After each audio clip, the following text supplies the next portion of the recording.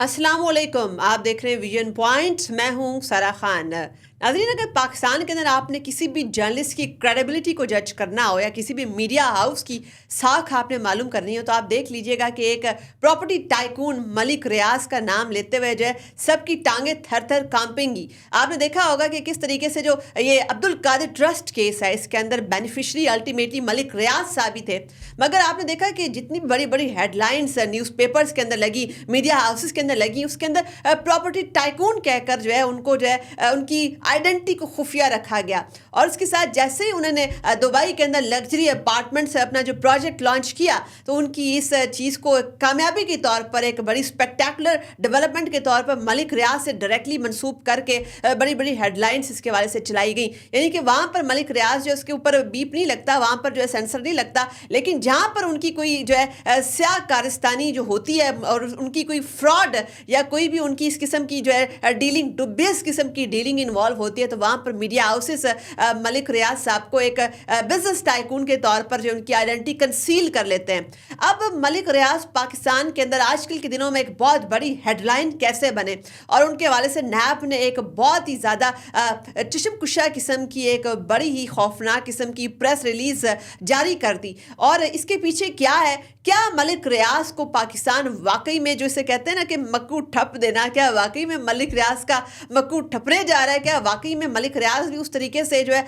Accountability wave जो इस वक्त पाकिस्तान में आई है उसका निशाना बनेंगे? चूंकि हमने देखा इसे पहली बार भी 2 बार मलिक रियाज के बारे में ऐसा ही इंकशाफ किया जा रहा था कि शायद वो नहीं बचेंगे, मगर वो फिर भी बच गए। जैसे कहा जाता है ना कि बिल्ली की 9 जिंदगियां होती हैं, लगता है मलिक रियाज की भी 9 जिंदगियां हैं तो हर बार वो बच जाते किसी तरीके से। मगर क्या इस बार जो शिकंजा जो घेरे में जिसने उनको लिया हुआ है, क्या ये वाकई में इतना मजबूत इसकी गिरफ्त है? आज जो है हम इस बारे में जो है परखने की इस चीज़ को कोशिश करेंगे। तो सबसे पहले तो मैं आपके सामने रखूं कि जो नैब की प्रेस रिलीज है, एक उर्दू में जारी की गई और एक अंग्रेज़ी में वो नैब की प्रेस रिलीज़ जो है जारी की जाती है। अंग्रेज़ी वाली प्रेस रिलीज़ के अंदर एक ख़ास तौर पे मेंशन किया जाता है कि मलिक रियाज को गवर्नमेंट ऑफ पाकिस्तान जो है यूएई की गवर्नमेंट से बात करके एक्स्ट्राडिशन के ऊपर भी बात करेगी कि उनको वहाँ से जो है वापस पाकिस्तान लाया जाए ताकि वो अपने मुकदमात का सामना करें। मगर जो उर्दू की नैब की प्रेस रिलीज़ होती है उसके अंदर ये एक्स्ट्राडिशन वाली बात मलिक रियाज की और उनको वहाँ से जो यूएई गवर्नमेंट से बातचीत करके पाकिस्तान लाना, ये बात बिल्कुल उसमें मेंशन नहीं होती है। यानी कि उर्दू की नैब की प्रेस रिलीज जो उसकी टारगेटेड ऑडियंस शायद डिफरेंट थी और ये जो इंग्लिश वाली प्रेस रिलीज है जो कि बड़ी ज़्यादा हद तक जो है खौफनाक थी, इसकी शायद टारगेटेड ऑडियंस डिफरेंट है। ये भी मालूम करना है कि इसके पीछे क्या था, मगर नैब ऑफिशियल से बात करके तो यही बात लगती है कि जी दोनों की टारगेटेड ऑडियंस एक ही है। और मलिक रियाज के हवाले से इस का डिसीजन हो चुका है कि उनके गिर्द शिकंजा जो है बड़ा तेज़ होने वाला है और उनको पाकिस्तान के अंदर जो उनकी लायबिलिटीज़ हैं, जो उनके फ्रॉड है, जो उनकी डुबियस ट्रांजैक्शंस हैं, ज़मीनों पे कब्जे के हवाले से एक बहुत ही लंबी दास्तानें हैं, उनके हवाले से पेशरफ जो है बहुत जल्द होने वाली है। तो अब देखना ये है कि मलिक रियाज के साथ पहले कब कब ऐसा हुआ कि उनको शिकंजे में लेने की कोशिश की गई। आपने देखा कि इस वक्त sitting chief justice of Pakistan Iftikhar Chaudhry साहब थे, मलिक रियाज साहब ने उनके खिलाफ एक हेड ऑन कॉलिजन की एक प्रेस कॉन्फ्रेंस कर डाली और उसमें अरसलान चौधरी जो इफ्तिखार चौधरी के बेटे थे वो डायरेक्टली मुलविस थे। तो इफ्तिखार चौधरी साहब ने जो है मलिक रियाज को सबक सिखाने का फैसला कर लिया और आपने उसमें देखा कि किस तरीके से मलिक रियाज जो है पेशियाँ वगैरह भुगतने, अदालतों के चक्कर लगाते रहे। लगता है ऐसा था कि एक बहुत बड़ी पावरफुल पाकिस्तान की जो शख्सियत है, एक बड़ा पावर सेंटर अदलिया है, उनके साथ उनकी डायरेक्ट क्लैश हो जाएगा, डायरेक्ट लड़ाई हो जाएगी। चूँकि चीफ जस्टिस इफ्तिखार चौधरी जो उस वक्त के थे वो पाकिस्तान के अंदर जो अदलिया बहाली तहरीक के बाद एक बहुत ताकतवर, बहुत ही कदावर शख्सियत के तौर पर उभर कर सामने आए थे।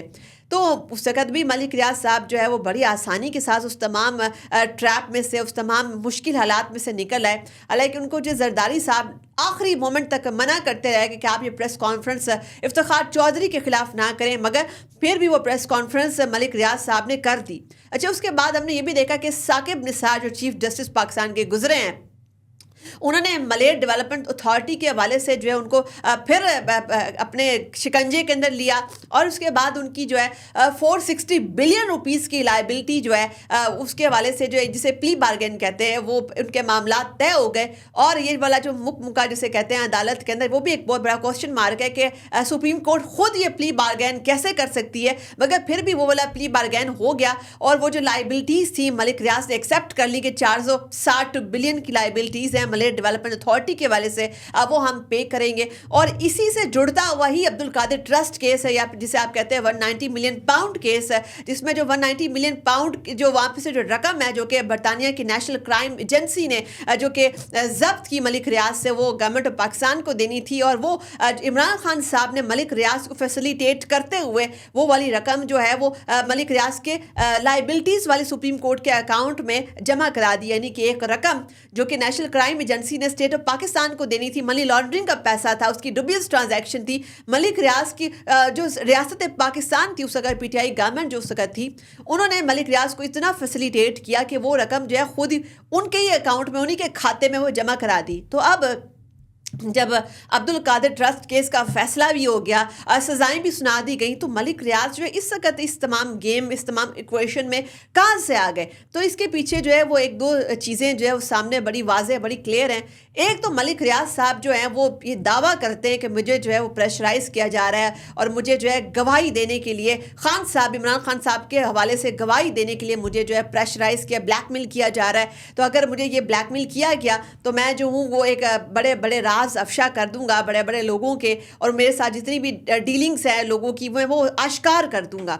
अब ये वाली जो धमकी है ये किस कदर कारगर साबित हो सकती है, देखना ये है कि जो उस वक्त की इस्टेब्लिशमेंट थी, अगर उसके हवाले से भी उनके पास बड़ी बड़ी डील्स हैं, उनके हवाले से बड़े बड़े राज हैं, तो उसका आपका जो मौजूदा सेटअप है इसके ऊपर इसको क्या फ़ायदा होगा, इसको क्या असर उसका पड़ेगा, कितनी लिवरेज इस वक्त मलिक रियाज जो है मौजूदा सिस्टम के ऊपर हासिल कर सकते हैं, वो तो एक बहुत बड़ा क्वेश्चन मार्क है। चूँकि इस वक्त आपने देखा कि जो आर्मी चीफ है इस वक्त के आसिम मुनीर साहब, उनको तो खुद मलिक रियाज साहब कई बार प्रेस कर चुके हैं और कह चुके हैं कि आसिम मुनीर साहब वो बंदे हैं कि जिनके साथ जो किसी भी किस्म की डुबियस डीलिंग के अंदर कभी भी इन्वॉल्व नहीं रहे, बड़ा ट्रांसपेरेंट करैक्टर है, इकॉनमी के हवाले से उनके इक़दामात है पाकिस्तान के लिए जो बहुत कारगर, बड़े मुफीद साबित होंगे। तो मलिक रियाज तो खुद आसिम मुनीर साहब की बड़ी तारीफ़ें कर चुके हैं। फिर वो किसको धमका रहे हैं? क्या वो हुकूमत को धमका रहे हैं?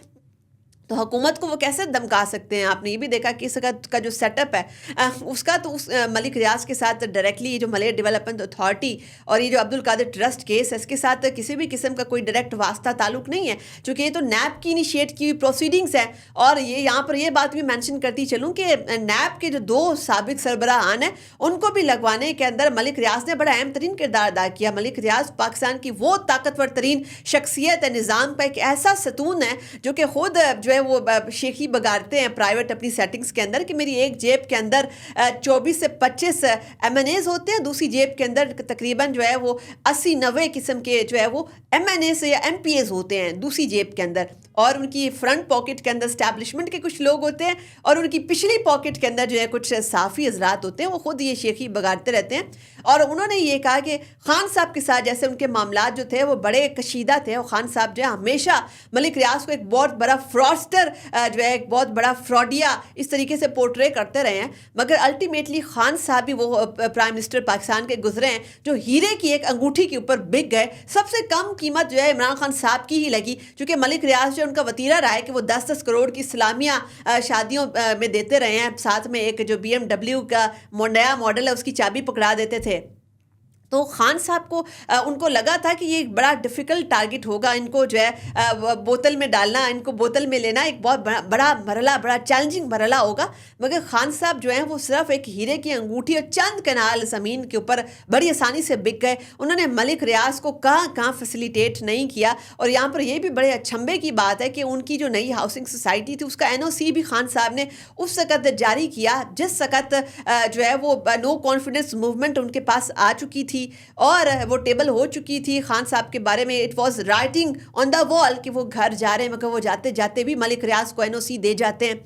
खान साहब ने यहाँ तक उनको फैसिलिटेट किया। और मलिक रियाज खुद इस बात का एतराफ़ करते हैं कि सिर्फ एक बंदा अब तक जो है मलिक रियाज को टफ टाइम दे चुका है, वो थे चौधरी निसार उस वक़्त के वज़ीर दाखिला जो थे।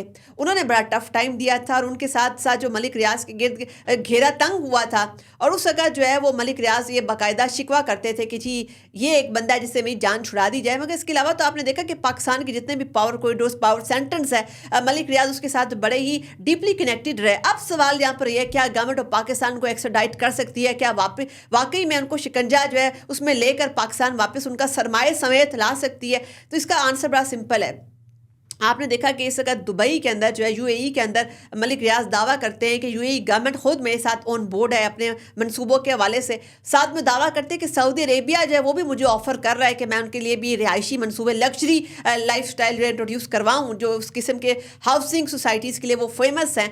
मगर साथ में ये देखना है कि क्या वाकई में जो गल्फ़ कंट्रीज़ हैं वो उनके लिए ये मेक और ब्रेक डील है? हरगिज़ नहीं, चूँकि वहाँ पर तो इन्वेस्टमेंट की कोई कमी नहीं है। वहाँ पर इन्वेस्ट कोई भी बिजनेसमैन क्यों करता है? क्योंकि वहाँ पे ईज़ ऑफ डूइंग बिजनेस है, वहाँ पे टैक्स रेगुलेशंस जो है वो बड़ी लैक्स हैं, फिर वहाँ पे जो इंफ्रास्ट्रक्चर है वो बड़ा state of the art infrastructure है। बिजनेसमैन वहाँ पे इसलिए इन्वेस्ट करते हैं, उनको इन्वेस्टर्स की किसी भी तौर पर कमी नहीं है। फिर आपने ये भी देखा कि रिसेंटली दुबई जो था, यूएई जो था, वो FATF की ग्रे लिस्टिंग में कुछ अर्सा पहले ही था और उनको ये बाकायदा बड़ी सर्जनिश की गई थी कि आप अपनी एंटी मनी लॉन्ड्रिंग रिजीम को आप स्ट्रॉन्ग करें।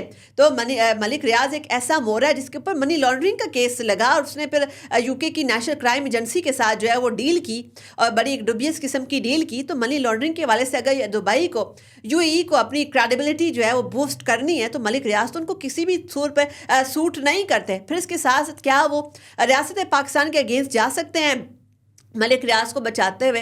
तो ये भी एक बहुत बड़ा सवाल है कि वो मलिक रियाज एक ऐसा बंदा, एक ऐसा इन्वेस्टर है जिसकी सीवी के ऊपर इस वक्त जो है वो यूके की नेशनल क्राइम एजेंसी के साथ हुई वो डील है, जो कि उनका जुर्म साबित होने के ऊपर बाद में वो डुबियस डील की गई और यूके का वीज़ा इस वक्त उनके ऊपर बंद है। तो एक ऐसा बंदा जिसकी सीवी के ऊपर ये एक मनी लॉन्ड्रिंग का एक वाइट कॉलर क्राइम उनकी सीवी पर मौजूद है, तो क्या दुबई उनको वाकई में जो है वेलकम करेगा कि वाकई गल्फ स्टेट्स उनको जो है वो इसी तरीके से आगे भी पनाह देंगी? ये एक बहुत बड़ा सवाल है, उसका जवाब हमें आइंदा आने वाले दिनों में मिल जाएगा। अपनी मेजबान सरा खान को दीजिए इजाजत। अल्लाह हाफिज।